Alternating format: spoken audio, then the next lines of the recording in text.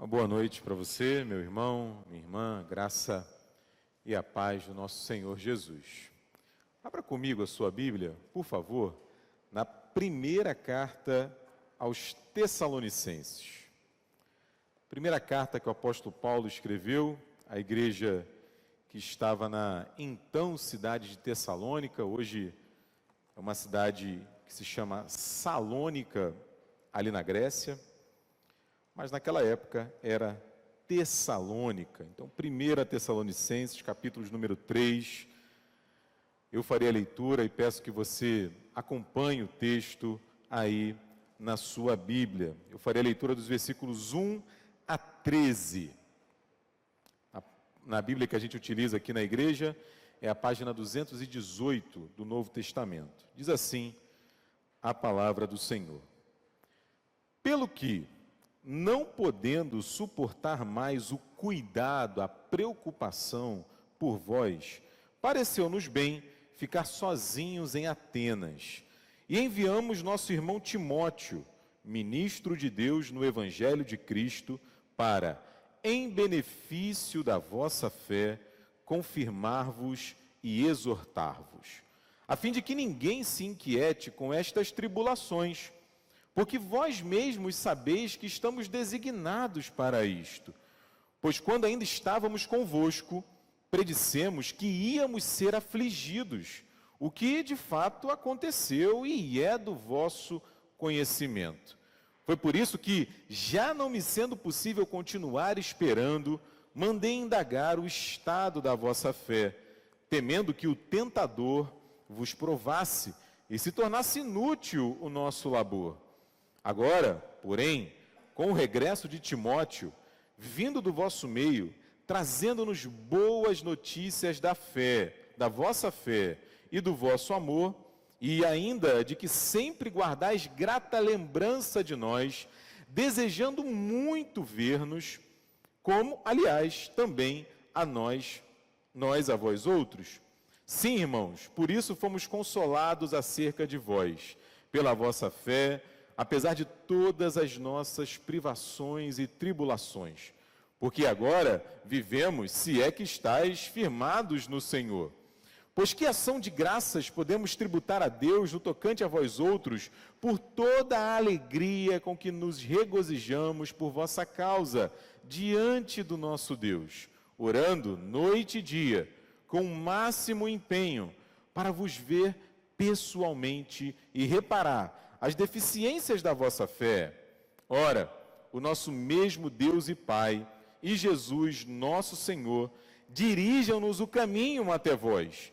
E o Senhor vos faça crescer e aumentar no amor uns para com os outros, e para com todos, como também nós para convosco, a fim de que seja o vosso coração confirmado em santidade, isento de culpa, na presença do nosso Deus e Pai, na vinda do nosso Senhor Jesus, com todos os seus santos. Palavra do Senhor para as nossas vidas. Eu estava vendo a minha agenda dos sermões e a pregação. Aprove a Deus que, pelo segundo ano consecutivo, viu, seminarista Maurício, eu tenho o privilégio de pregar nesse primeiro domingo do Advento. No ano passado, era dia 27 de novembro, se eu não me engano, eu preguei no texto de Mateus, capítulo 13, dos versículos 33 a 37. E o tema ali foi um presente cheio de futuro, Letícia, de forma que a gente viva o dia de hoje, o presente, ardente com a expectativa daquilo que Deus tem preparado para cada um de nós. É isso que fala também o Advento, porque não é diferente hoje. A igreja do Senhor, meu irmão, minha irmã, ela vive na expectativa, ela vive diante dos dois adventos. Quando a gente começa as celebrações do Natal na igreja, em primeiro lugar, hoje, primeiro domingo do Advento, a gente se lembra do primeiro Advento. Advento é chegada. A gente fala da vinda do nosso Senhor, do nosso Salvador, Jesus Cristo, Wilson. A gente celebra o nascimento dele, é a primeira vinda, é o primeiro advento. Mas a Bíblia não fala apenas de um advento, Letícia, a Bíblia fala de 2 adventos. A Bíblia fala desse evento extraordinário no passado, quando Deus encarna, se torna homem, morre na cruz, vive uma vida obediente, ressuscita, ascende ao céu, mas que voltará. Ele retornará. A igreja aguarda paciente e ansiosamente o seu retorno. E falar de Natal, falar de advento, falar de chegada, falar de esperança, de alegria, de satisfação, de expectativa, a gente pode concordar, meu irmão, minha irmã, é difícil, especialmente em tempos pandêmicos como os nossos, e não apenas por conta da pandemia, mas por tudo aquilo que cada um de nós, de alguma maneira, tem enfrentado nesse momento. Mas Natal tem tudo a ver com isso, e louvado seja Deus, porque a Bíblia não nos deixa órfãos de palavra.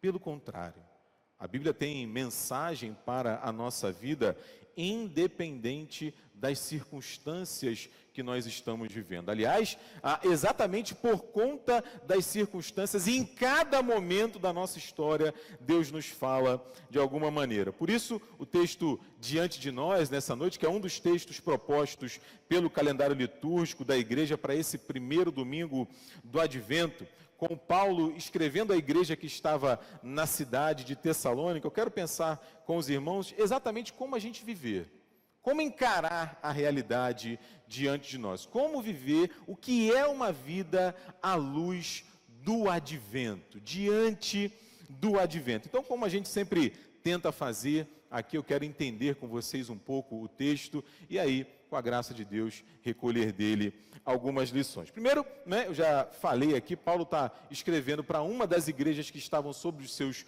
cuidados, a igreja que estava na cidade de Tessalônica, como eu disse, ali na Grécia, uma cidade que ainda existe hoje, uma cidade portuária. Na época era a capital da Macedônia, então assim, não era uma cidade periférica, era uma cidade importante. E o Paulo planta essa igreja, inicia o trabalho, a comunicação do evangelho ali, junto com os seus cooperadores. A gente encontra essa história no texto dos Atos dos Apóstolos, capítulo 17, vale a pena depois você dar uma olhada, porque é uma das vezes em que o Paulo sofre por pregar o evangelho. Ele chega na cidade, vai na sinagoga, o pessoal ouve o que ele tem para dizer, algumas pessoas creem, abraçam o evangelho, mas outras não, né? E não é que assim, outras pessoas simplesmente não aceitam, não ouvem, não, elas começam a perseguir o Paulo, e o Paulo foge, e o povo fica sabendo que o Paulo estava hospedado na casa de um tal Jason.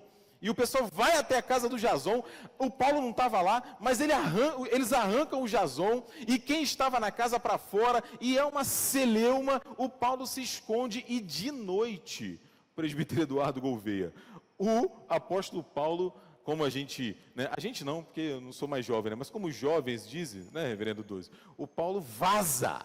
O Paulo mete o pé, fugido, escorraçado para não morrer, apedrejado, perseguido naquela cidade. Ele vai embora, E a gente vê isso porque na carta, o que o Paulo faz? Temendo pela sua segurança, preocupado, ele envia o Timóteo. Então o Timóteo passa a viajar, a ir até a cidade de Tessalônica para poder não apenas ver como é que o povo estava, mas também para ensiná-los. A gente viu isso, por exemplo, nos 2 primeiros versículos aí do texto que a gente leu, Se você tiver com a sua Bíblia aberta, você pode acompanhar. E isso incomoda o Paulo de tal maneira que, se você voltar ali no capítulo 2, no versículo 17, o Paulo vai dizer que ele se sente órfão. Ele se sente órfão, ele tá com saudade, ele está preocupado, ele quer saber o que aconteceu, porque se ele que pregou foi perseguido, teve que fugir da cidade, imagine o pessoal que ouviu, como será que eles ficaram? O que será que aconteceu? E você vê que ele está baseado em Atenas, ele fala isso no texto e envia o Timóteo para lá. E a gente sabe, meu irmão, minha irmã, viajar naquela época, não era uma coisa muito simples, né? Sair dos muros da cidade, pegar a estrada, não é? Diferente das agruras dos aeroportos que nós vivemos hoje, né? Do voo que atrasa, do ônibus que não chega e tal, o risco era de perseguição, de morte, de roubo, de algum atentado, né? Então, o Paulo fica ali apreensivo, mas aí o Timóteo volta. O Timóteo volta. E é das notícias que o Timóteo traz daquela igreja que o Paulo fala aí dos versículos 6 a 13. E a gente vê, através do relato de Timóteo, por exemplo, um Paulo agradecido. Olha aí os versículos 6 a 9. O Paulo está regozijando, está aí no versículo 9. O Paulo está consolado. O Paulo está consolado por graças a Deus. Eles ficaram bem, eles continuam caminhando na fé, eles não abandonaram. O Timóteo traz notícias acerca da fé, da maturidade dos crentes daquela igreja. E isso, claro, né, traz alívio, traz consolo, traz alegria para o apóstolo Paulo, a ponto dele dizer, né, expressamente na carta, nos versículos 10 e 11, eu quero ver vocês de novo. Né? A gente não pôde nem se despedir.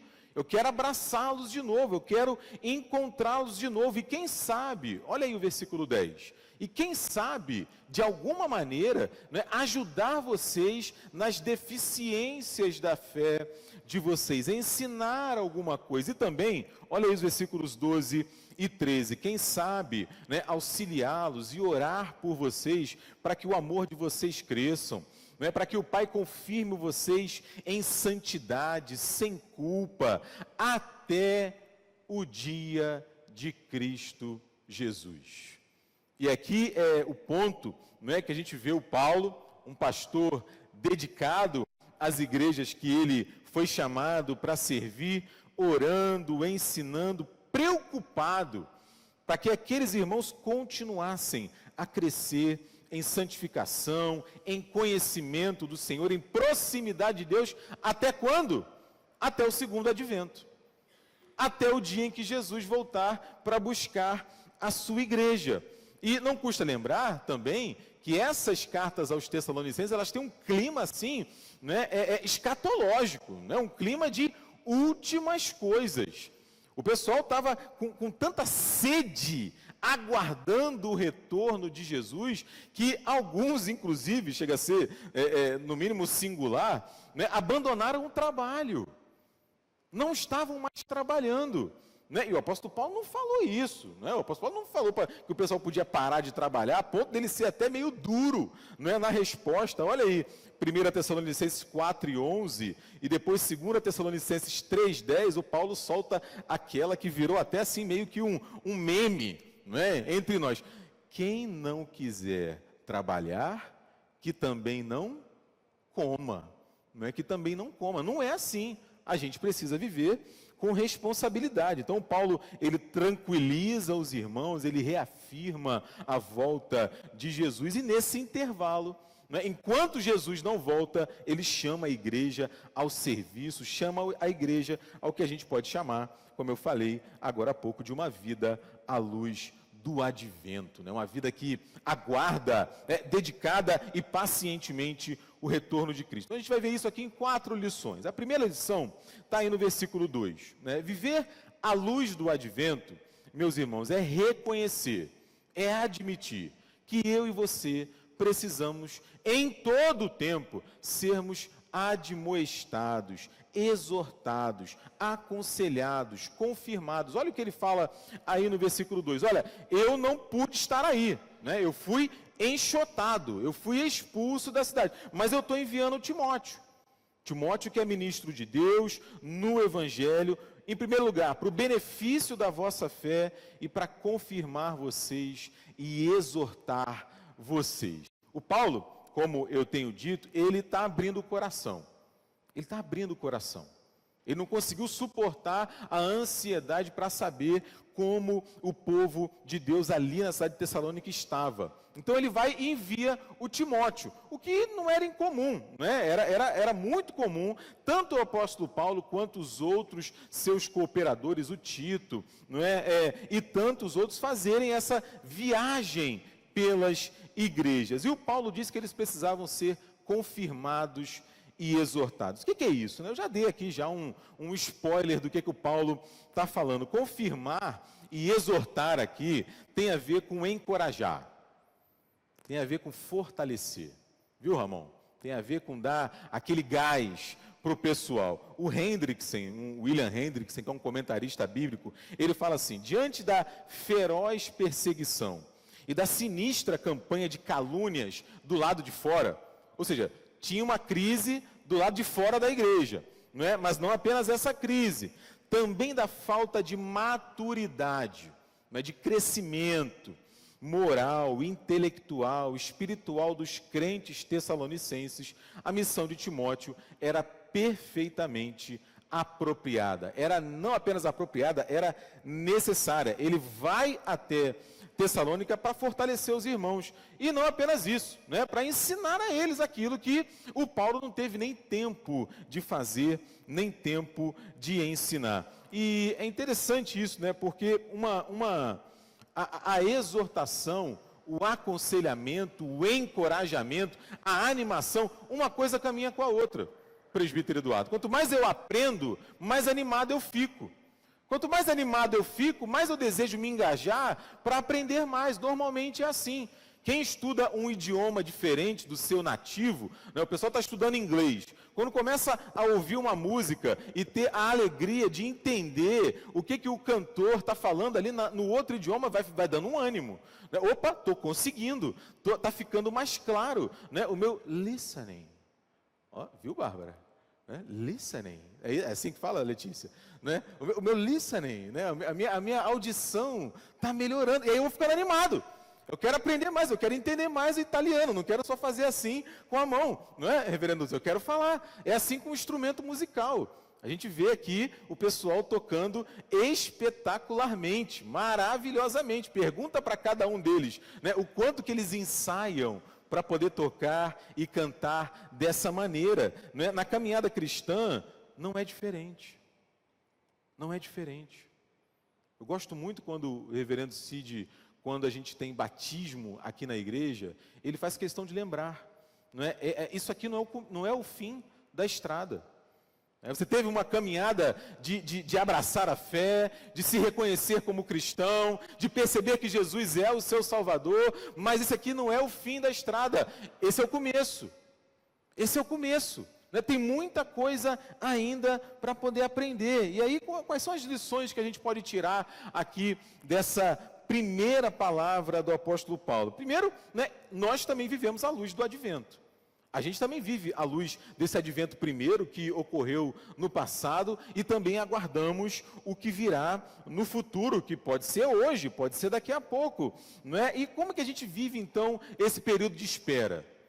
Em primeiro lugar, não é, a gente precisa reconhecer que vez por outra, não é? E às vezes, mais ainda, eu e você precisamos ser animados, precisamos ser consolados, precisamos ser encorajados, porque eu falava hoje de manhã com uma pessoa aqui da nossa igreja, viver não é fácil, meus irmãos, viver não é fácil.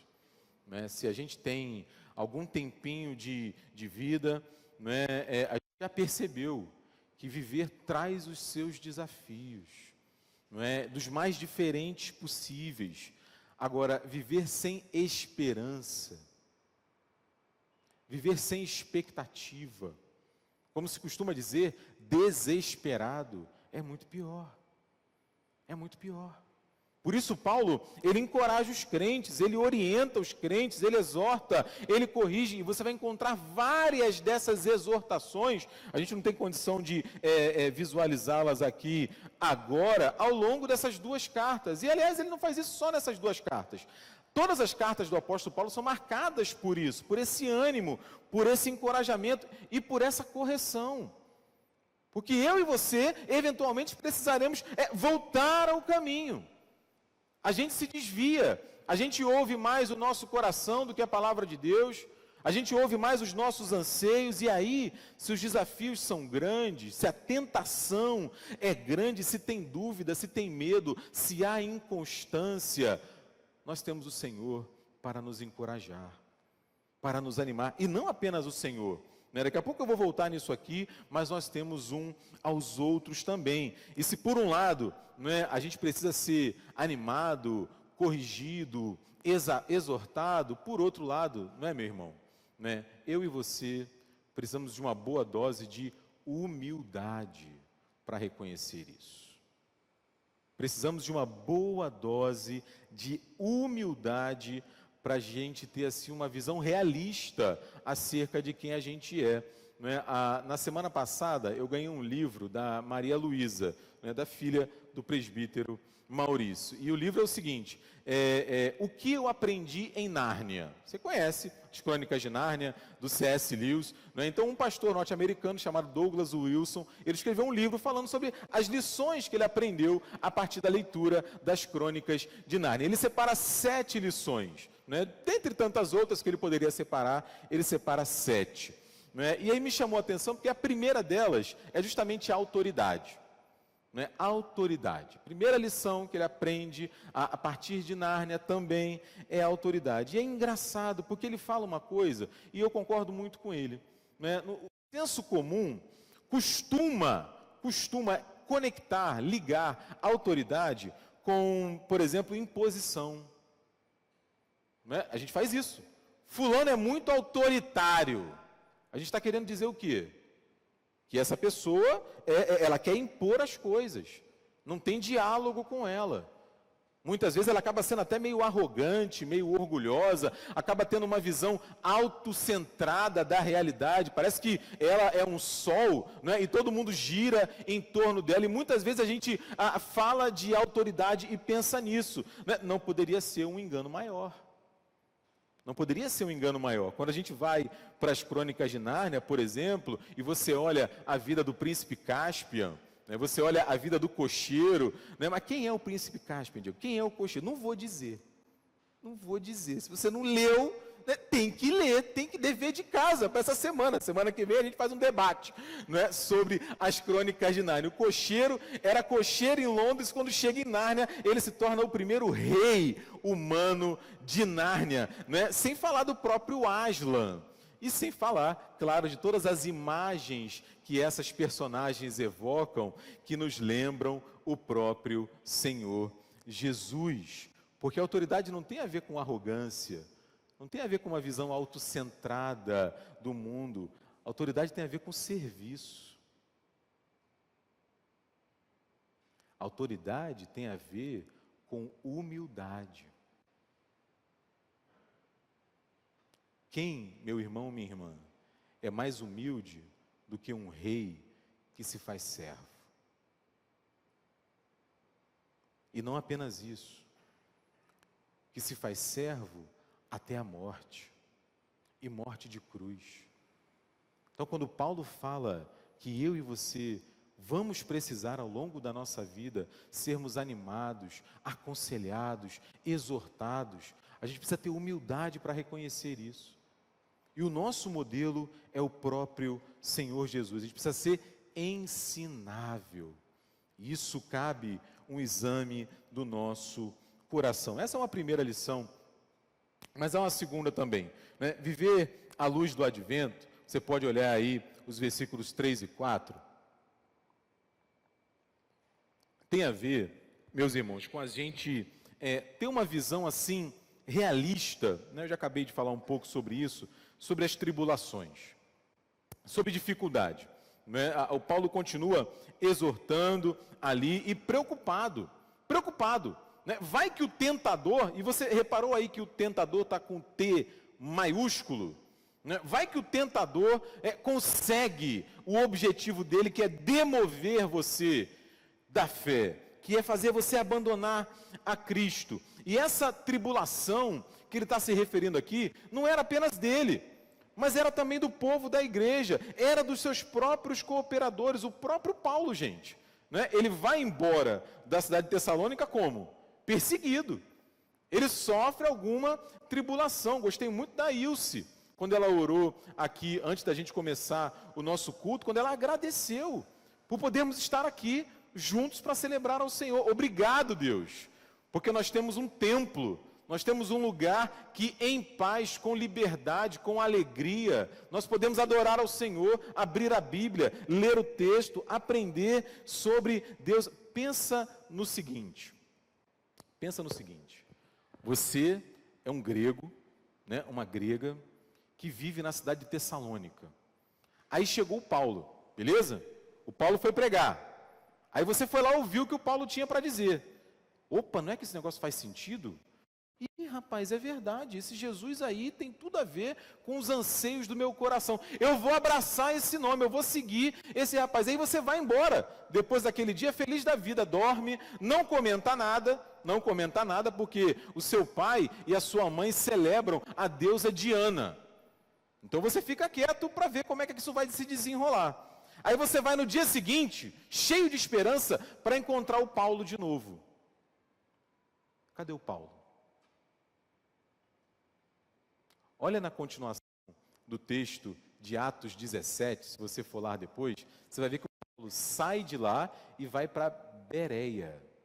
Lembra dos crentes de Bereia, né, que examinavam a Bíblia e tal? É nessa oportunidade que o Paulo sai correndo de Tessalônica e vai para Bereia. Você que tinha abraçado Jesus no dia anterior, não encontra mais o Paulo. E aí o seu coração começa a se encher de dúvida.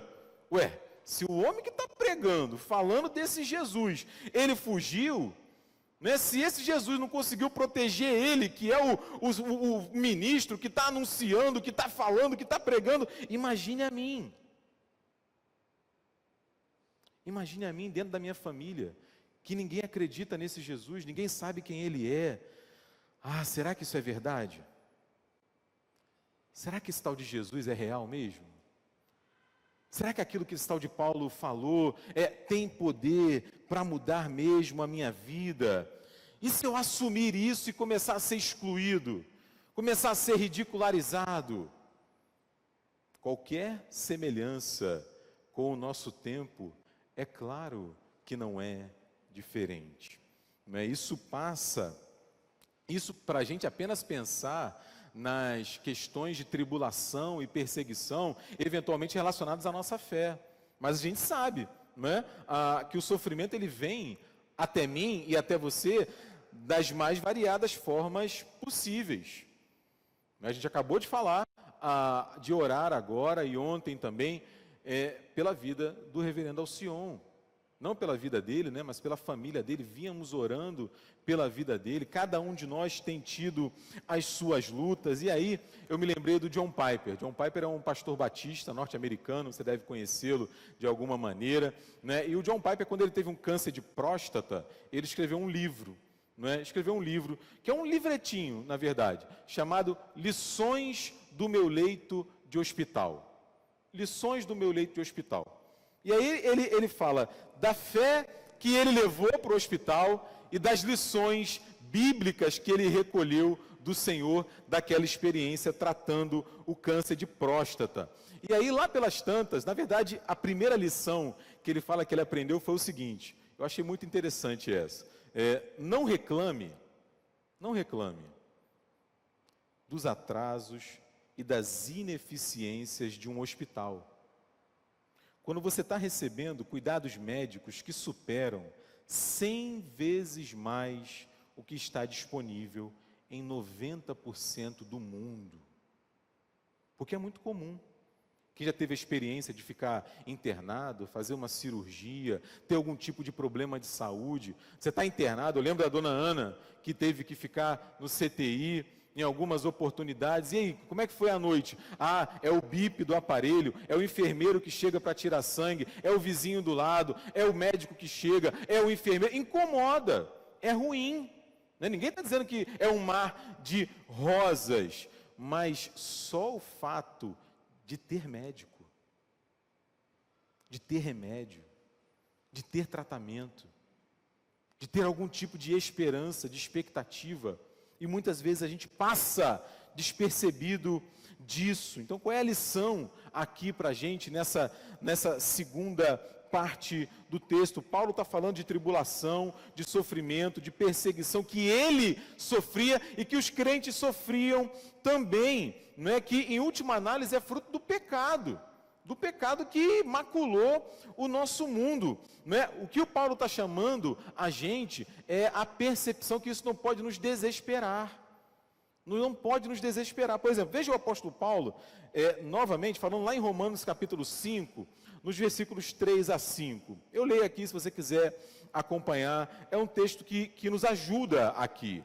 Ele fala assim, ó, e não somente isto, mas também nos gloriamos nas próprias tribulações. Como assim, né? Que loucura se gloriar nas tribulações. Mas ele fala, porque a tribulação ela é boa em si mesmo? De modo algum. Ele diz que a tribulação ela produz perseverança. Eu percebi, olhando para trás, que Deus não me abandonou, que Deus esteve do meu lado. Aliás, não apenas isso, Ele usou aquele momento que eu estava vivendo para aperfeiçoar a minha vida e me fez bênção para outras pessoas também. Por mais estranho que pareça, Ele fez isso. A tribulação produz perseverança. A perseverança, experiência. Experiência. Opa, peraí, eu já passei por isso. E ontem, né, não tinha como aqui deixar de dizer isso, né? Você deve ter ficado sabendo que teve um jogo de futebol. Né? Teve um jogo de futebol, não teve, presbítero Eduardo? Teve um jogo de futebol diferente, né? Que foi a final da Copa Libertadores entre Palmeiras e Flamengo. Né? E se você acompanhou de alguma maneira, você viu que o título ficou com o Palmeiras por um erro de um jogador. Não apenas isso, a discussão é muito longa e tal, mas o fato é que o gol do Palmeiras saiu num erro de um jogador. Dizem os entendidos, num erro primário. E a dor daquele jovem, né, é um jovem, 22, 23 anos, se eu não me engano, né, era perceptível. E choveu nas redes sociais apoio para ele. E o que mais foi dito foi o seguinte: errar faz parte. O ideal era que a gente não errasse. O ideal era que a gente aprendesse, não é, ouvindo, não faça isso, não vá por aqui, escolha isso, faça melhor. Mas muitas vezes o aprendizado vem pela experiência. Dificilmente esse jogador vai cometer o mesmo erro novamente. Muito provavelmente, certamente, vai cometer outros erros, mas dificilmente ele vai repetir, ele vai incorrer novamente naquele erro. Especificamente, diz o apóstolo Paulo, a perseverança produz experiência, e a experiência, esperança. Esperança, de alguma maneira, não é que certamente não é agradável, o sofrimento nos ajuda a amadurecer, a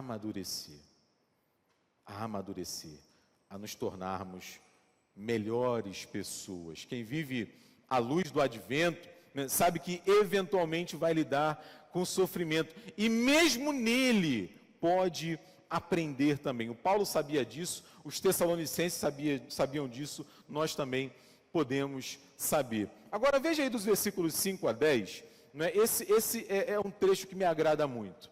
É um trecho que me agrada muito, porque o que o Paulo mostra aqui para a gente é o seguinte: quando eu vivo nessa perspectiva de que Jesus veio e que Jesus vai voltar, né, eu começo a viver com um senso de comunidade.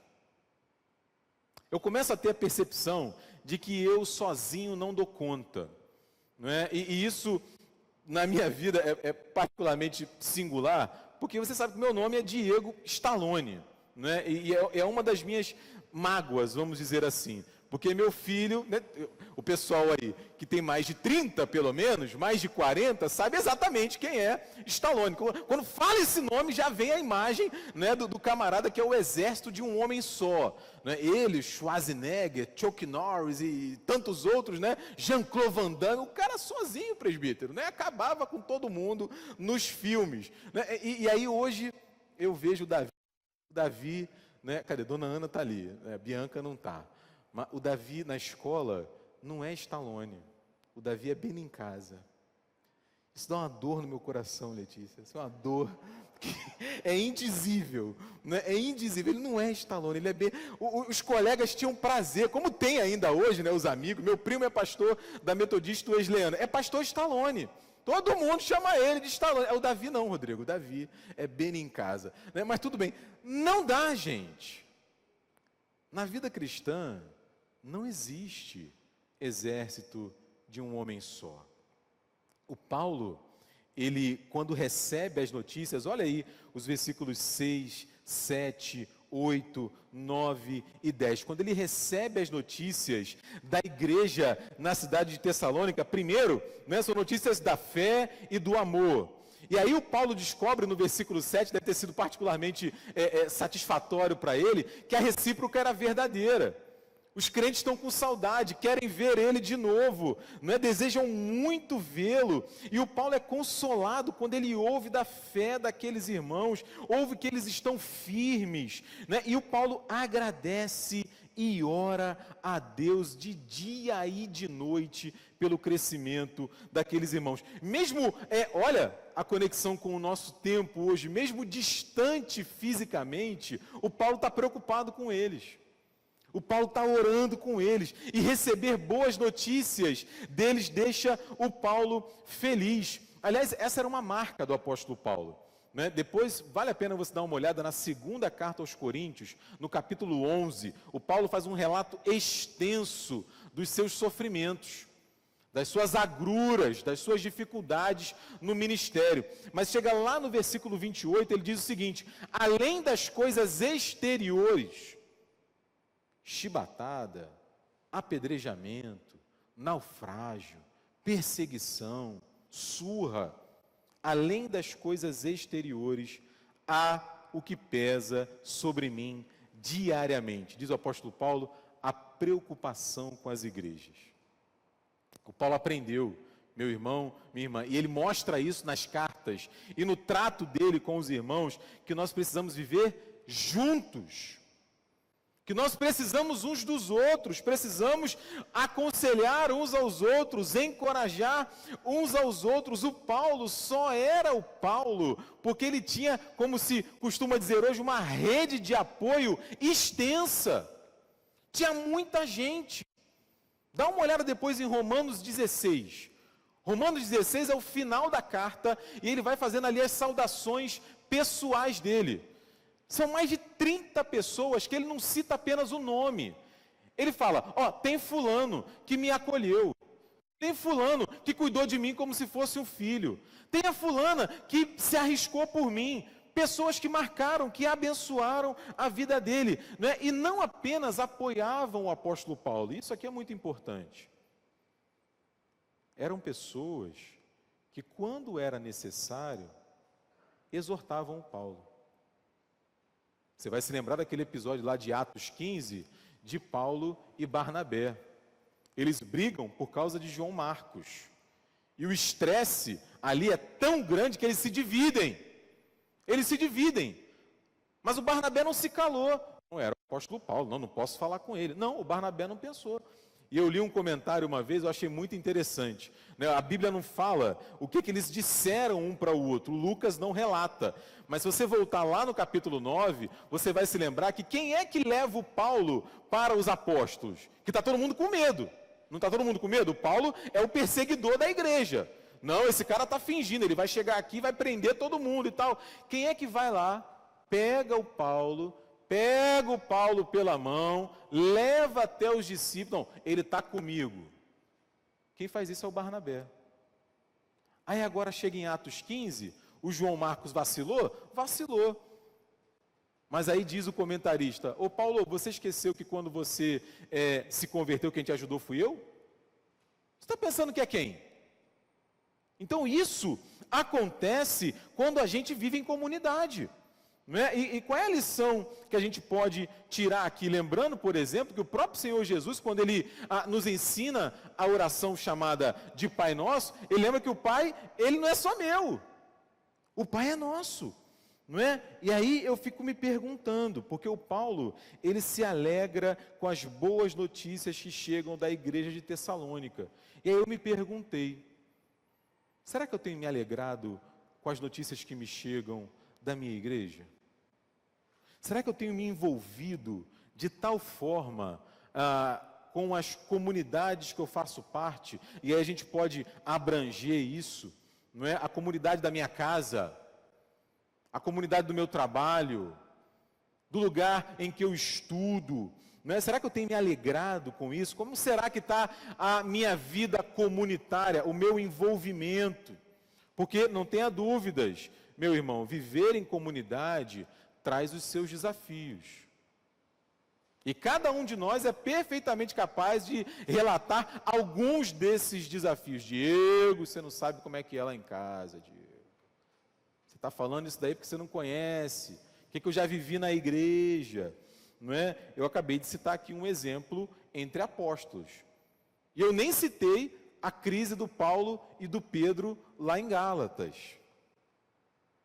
Viver em comunidade traz os seus desafios, mas, por outro lado, traz também bênçãos inumeráveis. Veja o esforço hercúleo, meu e seu, para que nesse período de pandemia nós não perdêssemos o contato. Quanto Zoom, eu ouvi uma vez isso, eu achei maravilhoso. Meu irmão, eu não quero nem saber de Zoom. Eu abri a geladeira outro dia, pulou um link para eu conectar. Pulou um link para eu conectar. A gente sai de um e vai para o outro, sai do trabalho e entra na reunião. Tudo isso esforço para a gente se manter junto, para a gente se apoiar, para a gente se ensinar. O Paulo sabia disso. Jesus sabia disso. Pergunto para você, Jesus não podia fazer tudo sozinho, irmão? Sim ou não? Podia ou não podia fazer tudo sozinho? Estalar o dedo, Shazam, converter todo mundo, salvar todo mundo, acabou esse negócio de pecado. Ele não podia fazer isso? Mas ele escolhe 12 caras perfeitos, reverendo 12. Não eram 12 caras perfeitos? Os apóstolos? Não era não, gente? Não, era assim, não é possível, tinha que ser. Tinha que ser 12 destacados, especiais, acima da média. Jesus, que podia fazer tudo sozinho, ele vive em comunidade. E finalmente, olha aí os versículos 11 e 13, a gente vai caminhar para o final. O Paulo traz uma lição que está implícita aqui nesses versículos. Porque o que o Paulo está fazendo aqui é escrevendo uma oração. Escrevendo uma oração. Ele ora pedindo a Deus, já desde o versículo 10, que Deus, em primeiro lugar, dirigisse o caminho dele até aqueles crentes. Eu quero vê-los de novo, Senhor. Me dá essa oportunidade. Eu quero poder encontrá-los. Ele pede a Deus para que os crentes de Tessalônica crescessem, aumentassem em amor. Ele pede para que o coração deles fosse confirmado em santidade, sem culpa, na presença de Deus, até a vinda de Jesus Cristo. O que o Paulo está fazendo aqui é orando, mostrando para a gente que sem oração não tem vida cristã. Sem oração a gente não caminha, sem orar por nós, pelos outros, pela igreja, pelo nosso mundo, pelo nosso país, pelos nossos governantes, pelos nossos amigos, pela nossa família, não tem saída. E repare especialmente nos pedidos que o apóstolo Paulo faz. Repare nos pedidos que ele faz. Essa oração ela tem muito a nos ensinar, porque eu comecei a comparar a oração do Paulo com a minha oração. Será que eu tenho pedido a Deus, por exemplo, a mais oportunidade para ter mais comunhão com você? Será que eu tenho pedido a Deus isso? Ô Senhor, eu gosto tanto do presbítero Eduardo, me ajuda a estar mais com ele, me ajuda a ouvir mais o que ele pode me ensinar, me ajuda a aprender, eu preciso saber como que ele está, como que está na casa dele, porque a gente se pergunta, está tudo bem? E automaticamente a gente responde, está tudo bem. Mas eu ouvi uma vez e eu aprendi isso, tudo, gente, tudo é muita coisa. Tudo é muita coisa. Mas será que eu estou preocupado em saber como que você está? Será que eu tenho pedido para que o amor entre nós cresça? Para que a igreja de Botafogo ame mais?